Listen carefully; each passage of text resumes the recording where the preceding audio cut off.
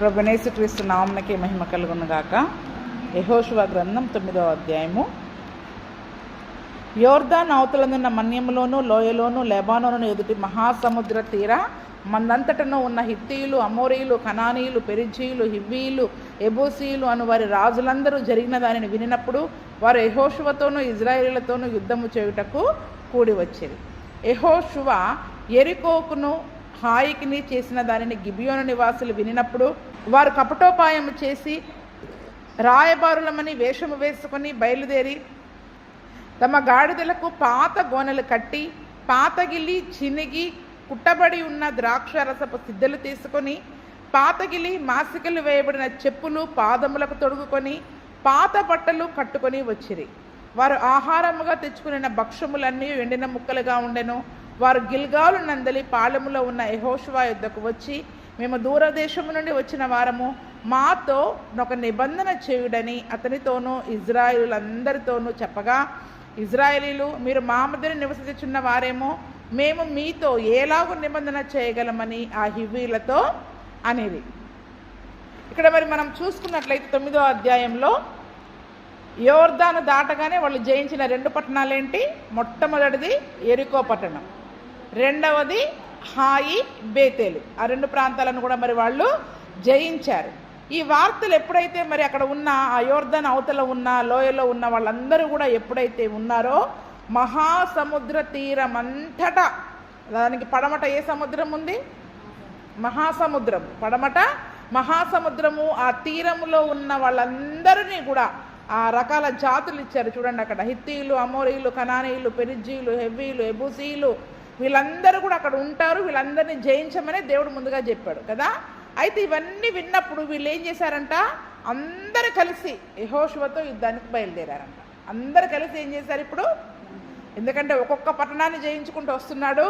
ఒక్క పట్టణం మీదకి వస్తే వాళ్ళు సులువుగా జయించగలరు. కానీ అందరూ కలిసి బయలుదేరితే ఆ యొక్క కనాను దేశంలో ఉన్న అన్ని జాతుల వాళ్ళు కలిసి బయలుదేరి యుద్ధానికి వచ్చారనుకో, అప్పుడు వీళ్ళని సులువుగా జయించవచ్చు అని ఒక ఆలోచనను కలిగి వాళ్ళు కూడి వచ్చి ఒక చోట ఉన్నట్టుగా మనం చూసాం.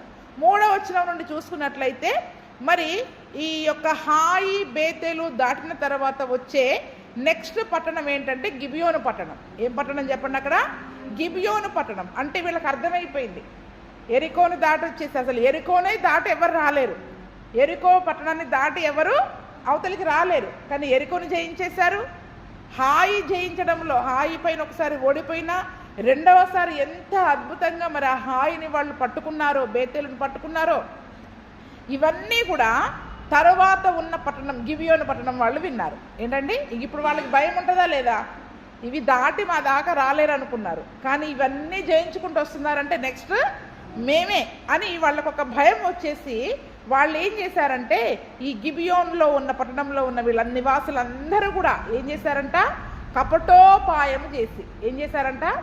కపటోపాయము చేసి రాయబారులమని వేషము వేసుకుని బయలుదేరి తమ గాడిదలకు పాత గోనెలను కట్టి పాతగిలి చినిగి కుట్టబడి ఉన్న ద్రాక్షారసపు సిద్ధలు తీసుకొని పాతగిలి మాసికలు వేయబడిన చెప్పులు కూడా పాదాలకి తొడుగుకొని పాత బట్టలు వేసుకొని ఎక్కడికి వచ్చారంట? ఇజ్రాయేలు దగ్గరికి వచ్చారు. అన్ని పాతవే, అసలు కొత్తదంటూ ఏమి వాళ్ళ దగ్గర లేదు. ఎందుకంటే ఎప్పటి నుండో దూర ప్రయాణం వాళ్ళు చేసి వస్తున్నట్లుగా దూర ప్రాంతపు వాసులుగా మరి వాళ్ళు అనుకోవాలని, ఒకవేళ ఉన్నాయి కూడా చింపి మళ్ళీ కుట్టుకున్నారేమో, పాతబడిన అన్నీ కూడా చేసుకొని వాళ్ళు ఏం చేశారు? సిద్ధలు పాతయే, గోనెలు పాతయే, బట్టలు పాతయే, చెప్పులు పాతయే, మాసికలు వేసి కుట్టినాయి, చినిగిపోతే మళ్ళీ మళ్ళీ కుట్టినవి ఉంటాయి కదా, అతుకులేసి కుట్టినవి, చినిగిపోయినవి కుట్టినవి, ఆ కుట్లు కూడా బయటికి కనబడతా ఉంటాయి. అంటే ఈ దూర ప్రయాణం వలన వీళ్ళు చినిగిపోయినా మళ్ళీ మళ్ళీ కుట్టుకొని ఇలా వస్తున్నారు అనే ఒక ఆలోచన వాళ్ళకి కలిగించడం కొరకు. అంతేకాదు, వాళ్ళు తెచ్చుకున్న ఆహార పదార్థాలు కూడా ఎలా ఉన్నాయంట? ఎండిపోయినాయంట. ముక్కలు కూడా ఎండిపోయినాయి. అంటే ముందే చేసి ఎండబెట్టుకొని ఆ ఎండిపోయిన ముక్కలను పట్టుకొని వాళ్ళు ఏం చేశారంట? తీసుకొని వస్తూ ఈ గిల్గాలులో ఉన్న యెహోషువ దగ్గరికి వచ్చేసి ఏం చెప్తున్నారు? మేము దూరదేశం నుండి వచ్చాం కాబట్టి మాతో ఒక నిబంధన చేయండి. ఏమని చెప్తున్నారు? అయ్యా, మేము చాలా దూరం నుండి వచ్చాం, కానీ నిజానికి వీళ్ళు నెక్స్ట్ గిబియోను, మనం నెక్స్ట్ వెళ్ళే గిబియోను పట్టణమే. అనే సంగతి వాళ్ళకి అర్థం కాకుండా ఏమని చెప్తున్నారు, చాలా దూరం నుండి వచ్చాం, రావడమే చెప్తున్నారు, మాకు ఒక ప్రామిస్ చేయండి, మాకుతో ఒక నిబంధన చేయండి, మాకు ఒక మాట ఇచ్చేయండి అని చెప్పగానే వాళ్ళు అంటున్నారు, అదేంటి మీరు మా మధ్య నివసించే వాళ్ళే కదా, మీరు కూడా ఇక్కడ అంటే ఇక్కడ ఎక్కడో ఒక చోట నివాసం, ఈ కనాను వాసులే కదా, మేము మీతో ఎట్లా నిబంధన చేస్తాం? ఎందుకంటే దేవుని యొక్క వాక్యం ఉంది, కనానీయులతోటి అసలు ఎటువంటి నిబంధన కూడా మీరు చేయడానికి వీలు లేదు అనే ఒక నిబంధన ఉంది. అందుకనే మేము ఎట్లా నిబంధన చేస్తాం అని అన్నారు. అందుకే చూడండి, అక్కడ గిబియోనీయులు, ఇక్కడ హివ్వీయులు అని ఉంది. వాళ్ళు ఏమంటున్నారు, ఏలాగు నిబంధన చేయగలమని ఆ హివ్వీలతో అనేది. అంటే ఈ గిబియోను ప్రాంతంలో ఉండేవాళ్ళు ఏ జాతి వాళ్ళు? హివ్వీయులు కదా. ఇక్కడ పైన 6 జాతులు ఇచ్చారు, హిత్తీయులు, అమోరీయులు, కనానీయులు, పెరిజ్జీయులు, హివ్వీయులు, ఎబెసీయులు. వీళ్ళందరూ యుద్ధానికి బయలుదేరారు. అందులో ఒక గుంపు ఏం చేశారు, ముందుగానే వెళ్ళి వీళ్ళతో సమాధాన పడితే ఒకవేళ యుద్ధంలో మేము ఓడిపోయినా మమ్మల్ని చంపకుండా వీళ్ళు ఉంటారు అనే ఒక ఆలోచనతోటి సమాధానము కొరకు ముందుగానే వాళ్ళు వచ్చేసి నిబంధన చేయమంటే వాళ్ళు అంటున్నారు, మా దేవుడు మాకు అటువంటి అనుమతి ఇవ్వలేదు, మేము ఆ నిబంధన చేయలేము అని చెప్తూ ఉన్నారు. అందుకనే చూడండి, ద్వితీయోపదేశకాండము 7వ అధ్యాయంలో ఉంటుంది అన్నమాట. ద్వితీయోపదేశకాండం 7వ అధ్యాయము 2-3 వచనాలు చదువుకుందాం. నీ దేవుడైన యెహోవా వారిని నీ చేతికి అప్పగించినప్పుడు నీవు వారిని హతము చేయవలను, వారిని నిర్మూలం చేయవలను, వారితో నిబంధన చేసుకొనకూడదు, వారిని కరుణింపకూడదు, వారితో బియ్యమందకూడదు, వాని కుమారునికి నీ కుమార్తెనియకూడదు, నీ కుమారునికి వాని కుమార్తెను పుచ్చుకొనకూడదు. అంటే ఖచ్చితంగా వాళ్ళు కనుక మీ దగ్గరికి వచ్చారంటే మీరు చంపేయాల్సిందే, వాళ్ళని నిర్మూలన చేయాల్సిందే, నిబంధన చేసుకోవడానికి వీల్లేదు కదా. కానీ వీళ్ళు చాలా తెలివిగా, అందుకనే పైన ఏమని రాశారు 3వ వచనంలో 4వ వచనంలో, వారు కపటోపాయము చేసి, ఎలాగొచ్చారంటే వీళ్ళ దగ్గరికి వాళ్ళు కపటోపాయముతో వచ్చి ముందుగానే నిబంధన చేయమంటున్నారు, ముందుగానే నిబంధన చేయమని అడుగుతూ ఉన్నారు. కానీ దేవుని యొక్క వాక్యం ముందుగానే ఏం సెలవిచ్చింది, నిబంధన చేసేయడానికి వీళ్ళది. యాక్చువల్గా వాళ్ళని చంపేయాలి, రాగానే ఏం చేయాలి చెప్పండి, వీళ్ళు వాళ్ళని చంపేయాలి. కానీ వీళ్ళు రావడమే సాగిలపడి, అయ్యా మేము దూరం నుండి వచ్చామయ్యా, చాలా దూరం నుండి వచ్చాము, మేము ఇక్కడ వాళ్ళం కాదు, అసలు ఈ కనాను దేశానికి సంబంధించిన వాళ్ళమే కాదు, మేము చాలా దూరం నుండి వచ్చాం, మాతో నిబంధన చేసుకోండి అంటే ఆ దేవుడు చెప్పిన ఆజ్ఞను బట్టి వాళ్ళు మేము ఎవరితో నిబంధన చేయలేము, చేయడానికి మాకు లేదు అని అడిగినప్పుడు వాళ్ళు అంటున్నారు, అయ్యా మేము నీ దాసులము అని యెహోషువతో చెప్పినప్పుడు యెహోషువ అసలు మీరెవరు, ఎక్కడి నుండి వచ్చారు అని అప్పుడు వారిని అడుగుతూ ఉన్నారు. ఏమంటున్నారు వాళ్ళు, మేము నీ దాసులము అని ఎప్పుడైతే వాళ్ళు తగ్గించుకొని ఉన్నారో, వీళ్ళు మాతోటి యుద్ధానికి రాలేదు, మాతోటి సమాధాన పడ్డానికి వచ్చారు అని యెహోషువ గ్రహించి అసలు మీరెవరు, ఎక్కడి నుండి వచ్చారు అని వారు అడిగినప్పుడు 9వ వచనంలో వారు ఏమంటున్నారు చూడండి, వారు నీ దేవుడైన యెహోవా నామమును బట్టి నీ దాసులమైన మేము బహుదూరం నుండి వచ్చితిమి, ఏలయనగా ఆయన కీర్తిని, ఆయన ఐగుప్తులో చేసిన సమస్తమును, యోర్దానుకు అద్దరిని, హెష్బోను రాజైన సీహోను, అష్టారోతులో ఉన్న బాషాను రాజైన ఓగు అను అమోరీయుల 2 రాజులకు ఆయన చేసినదంతయు మేము విన్నాము. అప్పుడు మా పెద్దలు, మా దేశ నివాసులందరూ మాతో, మీరు ప్రయాణము కొరకు ఆహారము చేత పట్టుకొని వారు ఎదుర్కొనబోయి వారితో, మేము మీ దాసులము గనక మాతో నిబంధన చేయుడి అని అనిరి మీ యొద్దకు రావాలని బయలుదేరిన దినమున మేము సిద్ధపరచుకున్న మా ఇండ్ల నుండి తెచ్చిన ఈ వేడి భక్ష్యాలు ఇవే, ఇప్పటికీ అవి ఎండి ముక్కలయ్యాను, ఈ ద్రాక్షారసపు సిద్ధలు మేము నింపినప్పుడు అవి క్రొత్తవే, ఇప్పటికీ అవి చినిగిపోయాను, బహుదూరమైన ప్రయాణము చేసినందున ఈ మా బట్టలు చెప్పులు పాతగిలిపోయినని అతనితోటి చెప్పారు. ఎవరు అని అడిగినప్పుడు ఏమని చెప్తూ ఉన్నారు, యోర్దాను అవతల సీహోను రాజుకి, బాషాను రాజైన ఓగుకి, ఎందుకంటే వాళ్ళే బహు భయంకరమైన రాక్షస జాతులు, వాళ్ళని అసలు జయించడం అనేది అసాధ్యం. కాబట్టి మీరు వాళ్ళకి చేసిందంతయు, అమోరీయుల 2 రాజులకు మీరు చేసిందంతా కూడా మేము విన్నాము. కాబట్టి మేము మా దేశ పెద్దలు మేమందరం ఏమనుకున్నామంటే మీ కొరకు ఆహారం సిద్ధం చేసుకుని మిమ్మల్ని ఎదుర్కోవడానికి వచ్చాము, మీతో నిబంధన చేసుకోవడానికి వచ్చాము. మేము బయలుదేరినప్పుడు వేడివేడిగా ఉన్నాయి భక్ష్యాలు, కానీ ఇప్పటికి ఎలా అయిపోయాయి చూడండి.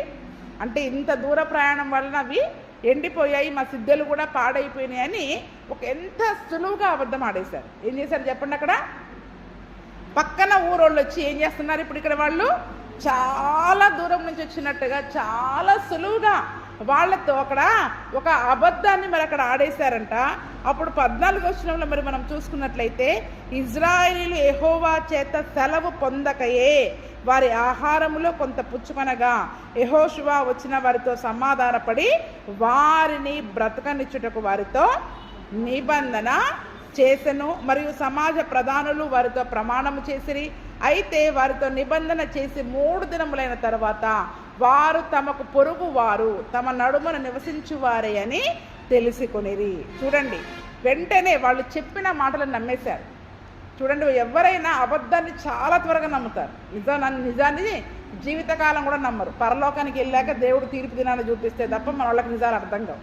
అబద్ధాన్ని ఎంత సులువుగా నమ్ముతామో నిజాన్ని మాత్రం అసలు నమ్మలేము. వాళ్ళు అబద్ధం చెప్పినప్పుడు నిజమా కాదా అని వివేకంతో ఆలోచించుకోవాలన్నా లేదా? వీళ్ళు ఆలోచించుకోవాలన్నా లేదా? సులువుగా ఏం చేశారు? అయ్యా చూడండి, మా భక్ష్యాలు చూడండి, మీకోసమే తీసుకొచ్చాం, ఈ ద్రాక్షారసం మీకోసమే తీసుకొచ్చాం, ఇవి పాడైపోయినాయి అంటే అసలు దేవుని చేత సెలవు పొందక దేవుణ్ణి అడగకుండానే ఏం చేశారంట? అవి తీసుకొని తినేశారు, ద్రాక్షారసము త్రాగారు. ఇప్పటికి ఎన్నిసార్లు దేవుని సెలవు లేకుండా చేసి వాళ్ళు నష్టపోతూ వస్తున్నారు. అయినా కూడా మళ్ళీ ఏం చేస్తుంటారు చెప్పండి? మనం కూడా ఆత్మీయ జీవితంలో వాళ్ళని అనడమే కాదు, ఈరోజు మన ఆత్మీయ జీవితంలో కూడా తెలిసి కూడా దేవుని చేత అడగకుండా, దేవుని అడగకుండా, ఇది దేవుని చిత్తమా కాదని తెలుసుకోకుండా మనము త్వరపడి కొన్ని తినకూడని దగ్గర ఆహార పదార్థాలు తినేస్తుంటాం. ఎవరైనా ఇచ్చినే మనం సులువుగా తీసేసుకుంటాం. అది చెయ్యాలా వద్దా అనేది మనం దేవుని దగ్గర అడగకుండానే తొందరపడి చేస్తాం. ఎందుకంటే వాళ్ళ తీయనైన మాటలు మనల్ని ఏం చేస్తాయి చెప్పండి?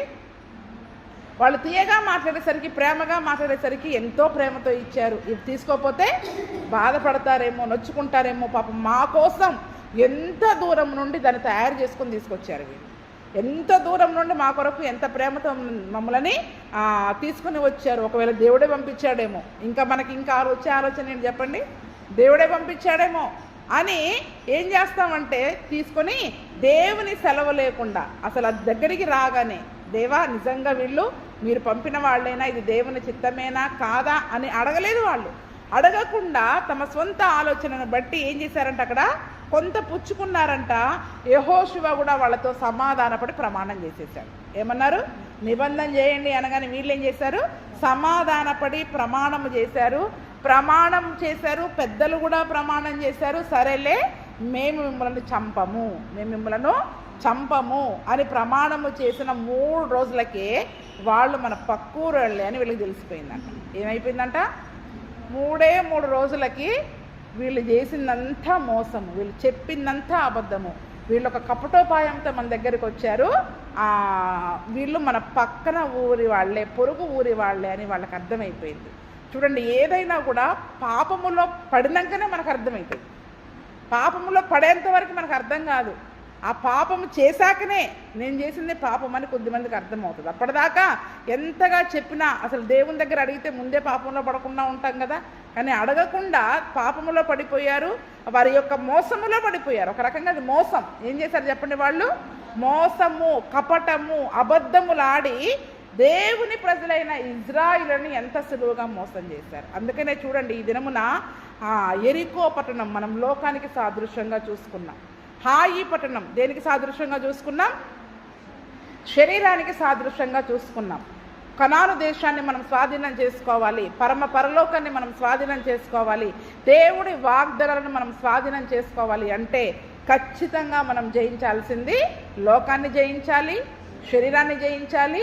3వది గిబియోను పట్టణం, అపవాదికి సూచన. దేనికి చెప్పండి? అపవాదికి సూచన, సాతానికి సూచనగా ఉంది. ఎందుకంటే సాతాను అబద్ధికుడు, అబద్ధములకు జనకుడునై ఉన్నాడు. అబద్ధంతో, కపటోపాయంతోటి, మోసంతో దేవుని ప్రజల దగ్గరికి వచ్చి దేవుని ప్రజలను మోసం చేసేది అపవాది. అవునా కదా? అక్కడ యెరికో వాళ్ళు కానీ ఎవరు మోసం చేయలే, వాళ్ళు బలవంతులుగా ఉన్నారు. వాళ్ళు అటువంటి వారిని కూడా మరి దేవుడు జయించే కృపిచ్చాడు. వీరు జయించలేమని తెలిసి ఏం చేశారు చెప్పండి? వీళ్ళని ఎదుర్కోలేము, వీళ్ళని జయించలేము, వీళ్ళ చేతిలో మేము చావలసింది అని చెప్పి చావకుండా వచ్చి నిబంధన చేసుకోవడానికి మోసముతో వచ్చారు వీళ్ళు, కపటోపాయముతో వచ్చారు వాళ్ళు. కపటోపాయము అనే కొరింథీయులకు రాసిన పత్రికలో పౌలు గారు అంటాడు, మనం అపవాది తంత్రములను ఎరుగని వారము కాము అంటాడా లేదా? చదవండి 2 కొరింథీయులకు రాసిన పత్రిక 11:3.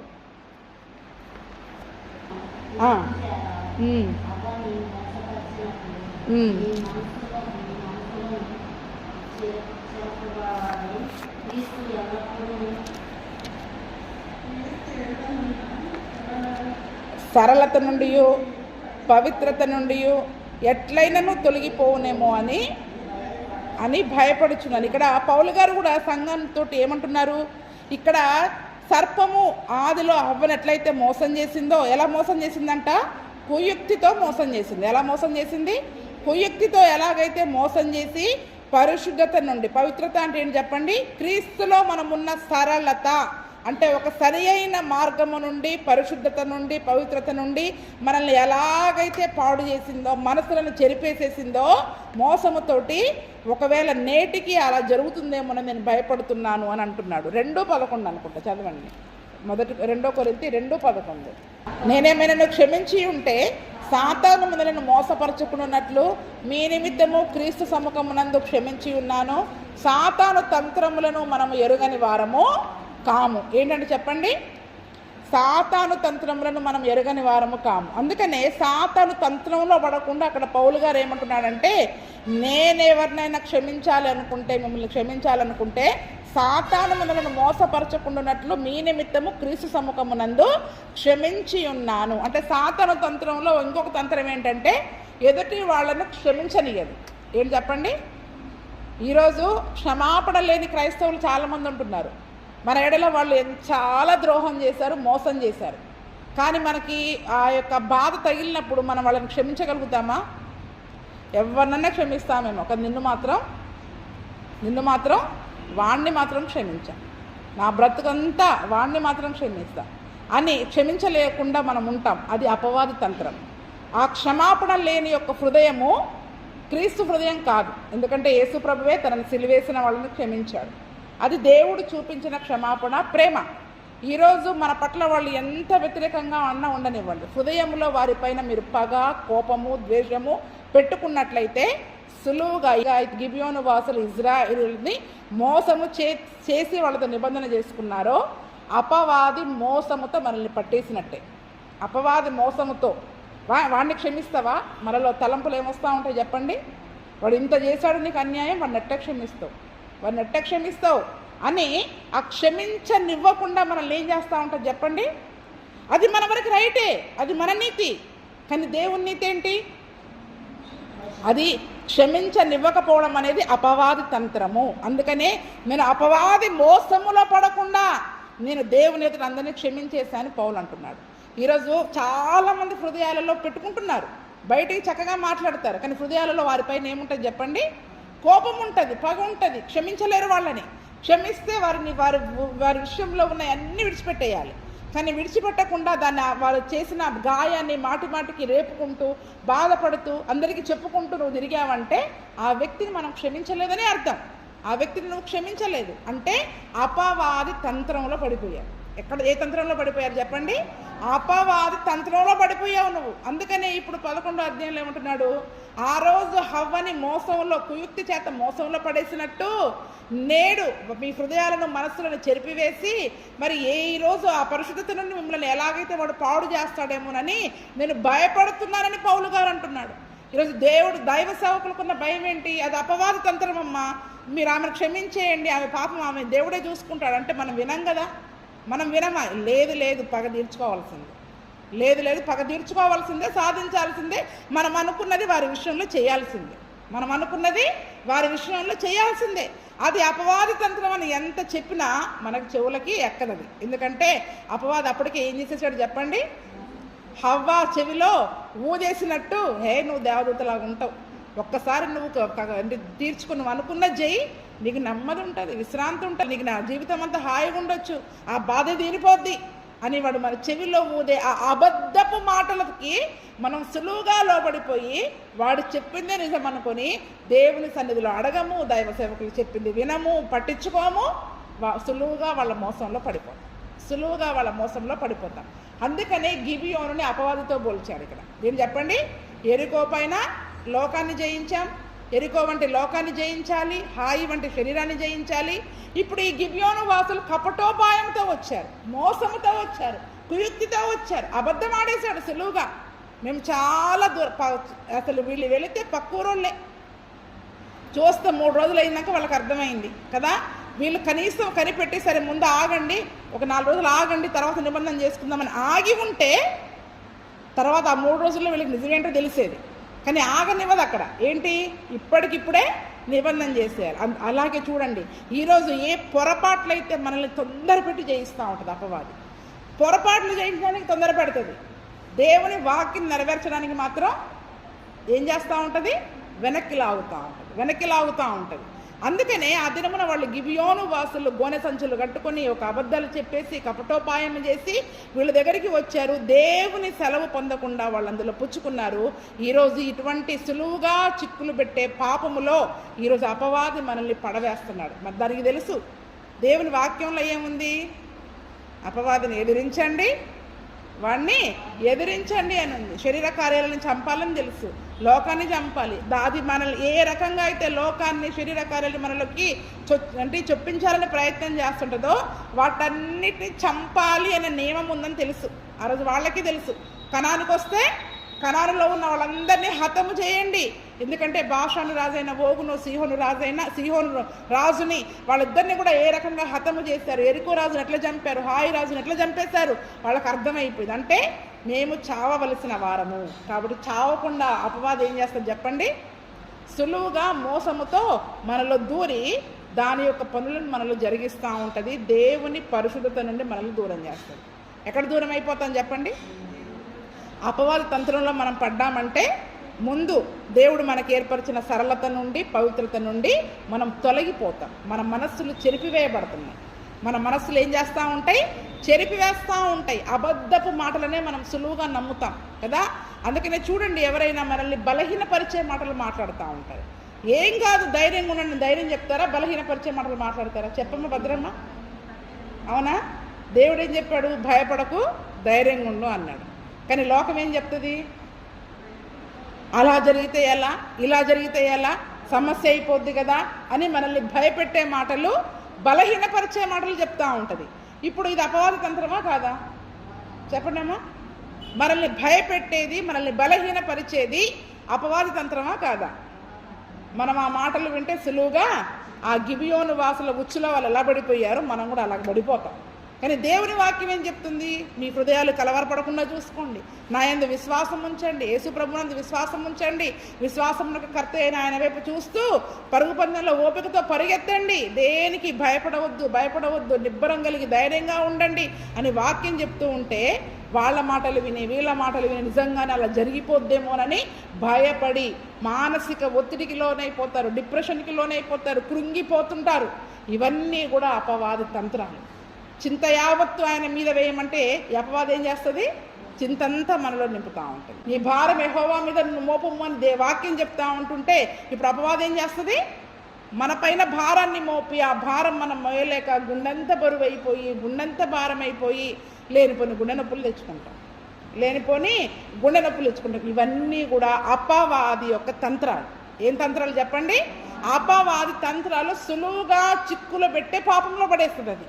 అందుకనే గిబియోను వాసులు వాళ్ళు చేసిన కపటము ఎలాగొచ్చారంట, కపటోపాయముతో వచ్చారు. ఈరోజు కపటమైన హృదయం ఉండడం కూడా అపవాది యొక్క తంత్రమే. ఎవరి హృదయంలో అయితే కపటం ఉంటుందో వారు అపవాది సంబంధులే. అపవాది వారిలో దూరి ఆ కార్యాలు జరిగిస్తున్నాడు కదండి. కపటోపాయము అంటే హృదయంలో ఒకటి ఉంటుంది, బయటికి ఇంకొక రకంగా మాట్లాడతారు. కాబట్టి హృదయంలో ఒకటి, బయటికి ఒకటి, మరి ఆ రకంగా మరి కపటోపాయము చేసి వారు అబద్ధాలు చెప్పి మోసము చేసి కుయుక్తితో వాళ్ళు చేశారు. అందుకనే ఇటువంటి కపటోపాయము చేసేవారే కానివ్వండి, ఇలా అబద్ధాలు చెప్పే ఈ సాతాను తంత్రమే కానివ్వండి, నిజంగా మనలో ఉండడానికి వీలు లేదు. అందుకనే రోమపత్రికలో చదవండి, ఇటువంటి వారిని ఎవరిని వాక్యం చెప్పిందో ఒక్క మాట చూద్దాం. ఇట్లా కపటోపాయం చేసేవాళ్లే కానీ అబద్ధాలు చెప్పేవాళ్ళు, మోసముతో కుయుక్తితో జీవించే వాళ్ళ గురించి దేవుని వాక్యం ఒక మాట చెప్తా ఉంది. రోమాపత్రిక 1వ అధ్యాయము 28 నుండి చదువుకుందాం. వారు తమ మనసులో దేవునికి చోటివ్వక ఈయనల్లకపోయారు కనుక చేయరాని కార్యములు చేయుటకు దేవుడు భ్రష్ట మనస్సుకు వారిని. చూడండి, ఇక్కడ కొద్దిమంది ఈ అపవాది తంత్రాలకి స్థలం ఇస్తారు కానీ దేవునికి చోటివ్వరు. దేవుని వాక్యానికి చోటు ఇవ్వకపోతే, వాక్యం మన హృదయంలో లేకపోతే జరిగేది ఏంటంటే దేవుడే మనల్ని భ్రష్ట మనసుకు అప్పగిస్తాడు. అందుకనే వాక్యం సమృద్ధిగా ఉండాలి. పనికిరాని అని తీసిపడేయండి బుర్రలో నుండి, హృదయంలో నుండి. వాక్యం సమృద్ధిగా ఉండాలి. వాక్యాన్ని మనం జ్ఞాపకం చేసుకోవాలి. మన హృదయంలో దేవునికి చోటు లేకపోతే, వాక్యానికి చోటు లేకపోతే దేవుడు చూసి చూసి ఏం చేస్తాడంట? భ్రష్ట మనస్సుకి వారిని అప్పగిస్తాడంట. ఎప్పుడైతే భ్రష్ట మనసు వచ్చేస్తుందో వారిలో ఉండే ఇవన్నీ ఉంటాయంట. ఏమేమి ఉంటాయి అక్కడ? సమస్తమైన దుర్నీతి, దుష్టత్వము, లోభము. లోభము అంటే పిసినగొట్టుతనము. దేవునికి ఇయ్యరు, ఎవరికి ఇయ్యరు. ఈర్ష్య ఉంటుంది, మచ్చరం ఉంటుంది, నరహత్య. నరహత్య అనగానే కత్తి తీసుకొని చంపడం కాదు. ఎదుటి వారిపైన కోపము, ద్వేషము, వారిని ద్రోహి అనడము, అవన్నీ కూడా నరహత్యతో సమానము. కలహము, కపటము, వైరమను వాటితో నిండినవారు. ఉందా లేదా కపటం ఇక్కడ? వైరము అంటే గొడవలు పడే విధానం. వైరం అంటే కలహం పెట్టుకోవడం, గొడవలు పెట్టుకోవడం, ఇవన్నీ నిండిన వారు. 32వ వచనం చదువమ్మ. ఇట్టి కార్యములను అభ్యసించు వారు మరణమునకు తగిన వారు అను దేవుని న్యాయ విధిని వారు బాగుగా ఎరిగి ఉండి వాటిని చేయుచున్నారు. ఇది మాత్రమే కాక వాటిని అభ్యసించు వారితో సంతోషముగా. అసలు ఇందులో ఒక్కటి ఎవరిలో ఉన్నా కూడా వాళ్ళతో సమ్మతించడానికి వీల్లేదు. కలహం ఉందా ఎవరిలో అయినా? వాళ్ళతో ఏకీభవించొద్దు. అసలు వాళ్ళకి దూరంగా పారిపోమని వాక్యం చెప్తాం. ఎవరిలో అయినా కపట హృదయం మనం చూసామా? బయటకు ఒకటి, లోపలికి ఒకటి నువ్వు చూసావా? వాళ్ళకి మనం దూరంగా ఉండాలి. వాళ్ళతో సమ్మతించేవారు కానీ, సంతోషంగా వాళ్ళతో ఉండేవాళ్ళు కానీ, అవి మరణానికి తగినవని తెలిసి కూడా చేస్తే వారితో మనం సహవాసం చేస్తే మనము కూడా అటువంటి స్థితిలోనికి వెళ్ళిపోతాం. ఇవన్నీ కూడా దేనికి కారణమవుతాయంట? మరణానికి తగిన వాళ్ళు. ఈ కార్యాలు చేసే వాళ్ళంతా కూడా చావుకి తగిన వాళ్ళు. అందుకనే ఇప్పుడు అపవాది ఎన్ని తంత్రాలు మనల్ని మోసం చేసినా దేవుని రాకడ సమయంలో తీర్పులో దానికి ఏం దాగి ఉంది చెప్పండి? మండుచున్న అగ్ని గంధకాలతో ఉన్న నరకం అనేది ఒకటి దేవుడు సిద్ధపరిచాడు. నరకం అపవాది కొరకే సిద్ధపరిచాడు దేవుడు. నిజానికి అది మనుషుల కొరకు సిద్ధపరిచింది కాదు. కానీ ఎవరినైతే ఇలా మోసంతో చేసి దాంతో కూడా ఇటువంటి వారందరూ ఉంటారు. బింకములాడేవాళ్ళు, కలహపడేవాళ్ళు, లోబి, ఈర్ష, మచ్చరము, నరహత్య, కలహము, కపటము, ఈ నిండిన వాళ్ళందరినీ ఇవన్నీ మనలో చూపించి నెమ్మదిగా దాంతోపాటు కూడా పట్టుకెళ్ళిపోతుంది. ఏం చేస్తుంది చెప్పండి? ఎందుకంటే ఇవన్నీ చేసేవాళ్ళు మరణానికి అర్హులు. అందుకనే వీటిని చేయొద్దు, చేసే వాళ్ళతో ఏకీభవించొద్దు, అసలు వాళ్ళకి దూరంగా ఉండమని దేవుని యొక్క వాక్యం చెప్తా ఉంది. అందుకనే చూడండి, అవన్నీ వాడికి తెలుసు. ఎవరికి తెలుసు? అపవాదికి తెలుసు. అందుకనే ఎలాగొచ్చాడు చెప్పండి? ఇప్పుడు కపట వేషముతో వచ్చాడు. వాడు వచ్చేది మనకు తెలియదు. ఎలాగొస్తుంది చెప్పండి? ఇక్కడ పుట్టిస్తాడు ఆలోచనలు. ఎక్కడ పుట్టిస్తాడు ఆలోచనలు? ఇక్కడ పుట్టిస్తాడు ఆలోచనలు. అంతకుముందు కూడా చెప్పాను నేను అపవాది ఎట్లా శోధిస్తాడు అనేది. ఇక్కడ ఆలోచనలు పుట్టించి ఆ ఆలోచనలు సరి అయినవే అనేటట్టుగా అబద్ధాలు చెప్పి మోసం చేసి కుయుక్తితో చేస్తాం. తీరా నష్టపోయాక కానీ మనకు అర్థం కాదు. జరగాల్సిన నష్టం అంతా జరిగిపోయాక అప్పుడు కానీ మనకు అర్థం కాదు. అందుకనే ఆ దినమున ఒక నిబంధన ఉంది. ఏమని? వారి కంట్లో పడినట్టయితే వారిని హతం చేయాలి, చంపేయాలి, వారితో నిబంధన చేసుకోకూడదు అనే ఆజ్ఞలు. అంటే ఈరోజు వాక్యం మనకంటే ఎవరికి ఎక్కువ తెలుసు చెప్పండి? ఈ ఆజ్ఞ ఉంది, మమ్మల్ని చంపాలనే ఆజ్ఞ ఉంది, మేము కంటపడితే చంపేయాలనే ఆజ్ఞ ఉంది, దానికి తెలుసు. అందుకే ఎలా వస్తుంది మన దగ్గరికి? అది మోసముతో వస్తుంది, కుయుక్తిగా వస్తుంది. ఎందుకంటే రాగానే కత్తి పట్టుకొని ఉంటాం కదా, ఎదిరించడానికి, చంపడానికి. కాబట్టి అది ఎలాగొస్తుంది అంటే మోసముతో, కుయుక్తితో మన హృదయంలో చాలా తియ్యగా, అన్నిటికంటే ముఖ్యంగా మన సొంత వాళ్ళ ద్వారా వస్తుంది. ఎవరి ద్వారా వస్తుంది చెప్పండి? అపవాది మన సొంత వాళ్ళ మనల్ని ఎవరైతే ఎక్కువగా ప్రేమిస్తారో, మనం ఎవరినైతే ఎక్కువగా ప్రేమిస్తామో వాళ్ళ ద్వారానే శోధిస్తాడు అపవాది. మొట్టమొదటగా వాళ్ళ ద్వారానే శోధిస్తాడు. ఎందుకంటే పేతురు యేసుప్రభుని ఎంత ప్రేమించాడు చెప్పండి? పేతురు యేసుప్రభు అంటే చాలా ఇష్టం, కానీ ఏం చేశాడు? నువ్వు అటువంటిది నీకు దూరం అగునుగాక, సిలువ నీకు దూరం అగునుగాక అని యేసుప్రభు చేయిని పట్టుకుని గద్దించినప్పుడు యేసుప్రభు ఒకటే మాట అంటాడు, సాతానా నా వెనుకకు పో. అంటే ఎక్కువగా ప్రేమించే తన శిష్యుడైన పేతురు ద్వారానే అపవాది ఏం చేశాడు?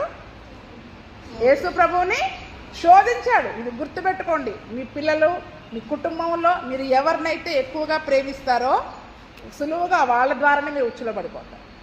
వాళ్ళ ద్వారానే అపవాది ఉచ్చులో పడిపోవడానికి రెడీగా. అందుకనే అపవాది తంత్రాలు ఏంటో మనం తెలుసుకొని ఉండాలి. అంటే మరి ఎప్పటికప్పుడు మనము వాక్యం ఏంటో మనం తెలుసుకోవాలి. అదే వాక్యాన్ని ఆధారం చేసుకొని ఏం చేస్తున్నాడు వాడు? ఇప్పుడు వాడు ఏం చెప్పాడు? యెహోవా నామమున వచ్చాడు. ఎలాగొచ్చాడంట? ఇంకా ఏమని మాట్లాడుతున్నాడు చూడండి.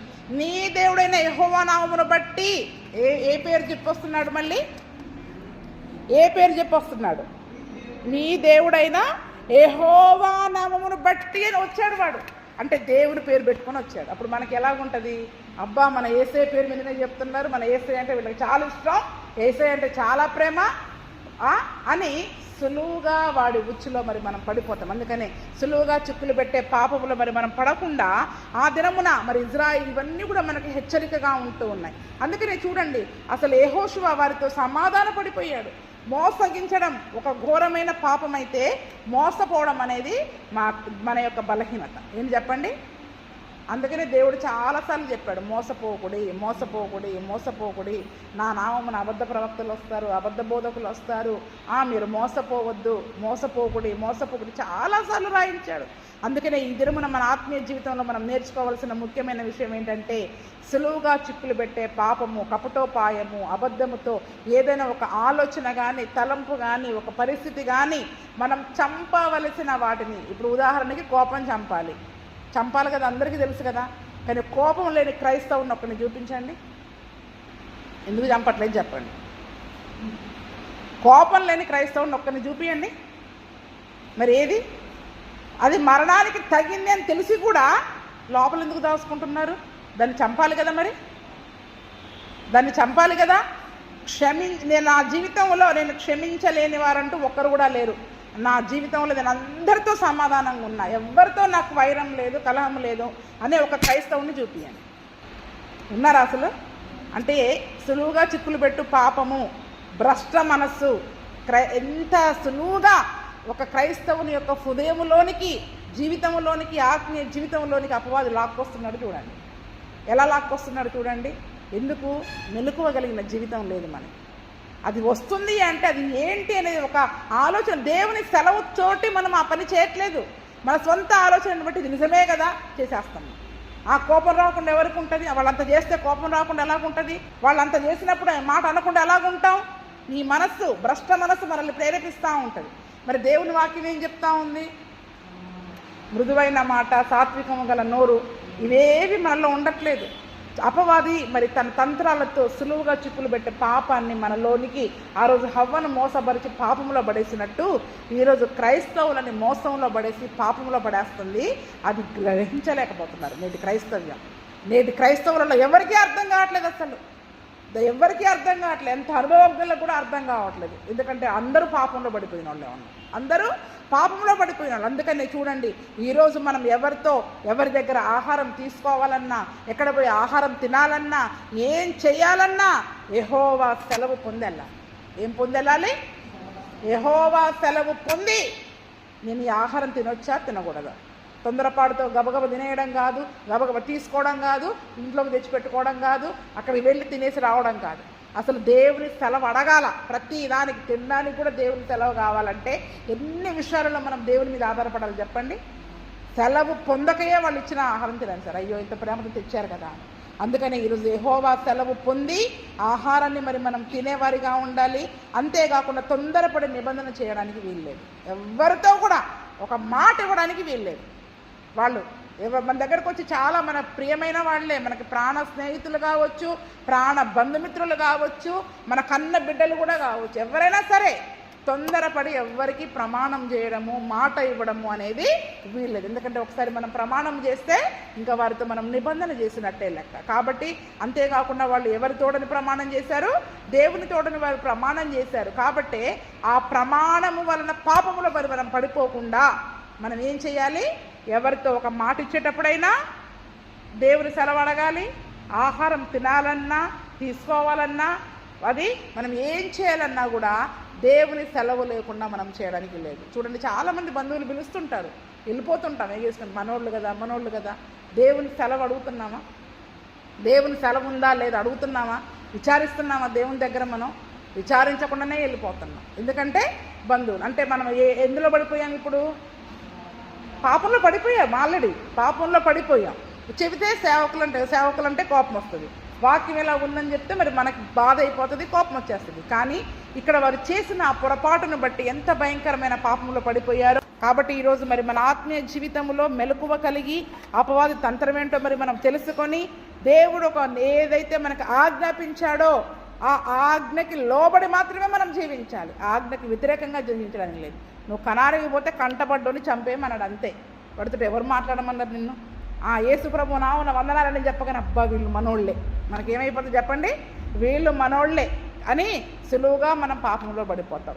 ఏ పేరు చెప్పినా ఏం చెప్పినా దేవుని వాక్యంలో అది ఉందా, వాళ్ళు చెప్పింది ఇందులో ఉందా లేదా అని దేవుని ఆజ్ఞ తీసుకునే ఈరోజు మన ఆత్మీయ జీవితంలో ముందుకు సాగే కృపను ప్రభువైన యేసుక్రీస్తు మనకందరికీ దయచేయునుగాక.